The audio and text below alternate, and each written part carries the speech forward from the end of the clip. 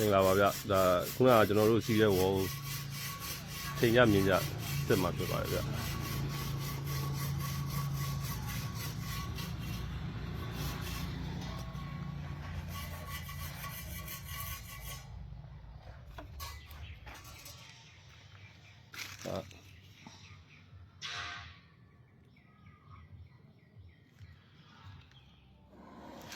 ျွန်တော်လွယ်မမှုတော့မရှိတလောက်နည်းရပြောမှာပေါ့5 mm 3 mm 2 mm အတွင်းမှာပဲရှိပါပါဟိုဘက်နေရဆက်လိုက်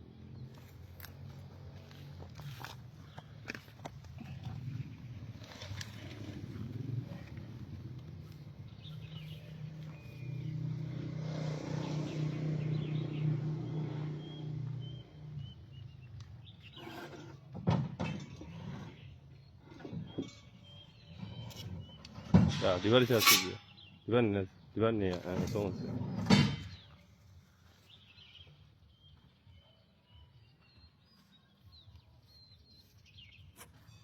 ရနော်ရှိ2 3ဟုတ်ကဲ့ပါကျေးဇူးတင်ပါတယ်ဒီစတီဖနာနဲ့ကျွန်တော်တို့ဒီပန်နယ်နဲ့ကိုသူ့သတ်မှတ်တဲ့ဟိုဟာဒိုင်းထုတ်လို့ရလုပ်ထားတဲ့အတွက်ကြောင့်ဒီချိန်ညမြင်ကြတော့ဒါလွဲမှားမှုတော်သက်သာပါတယ်ဟိုမျက်နှာပြင်နဲ့ညီပြီးသားဖြစ်တော့ကြောင့်ကျွန်တော်တို့မဆလာပြန်ချောတဲ့အချိန်မှာ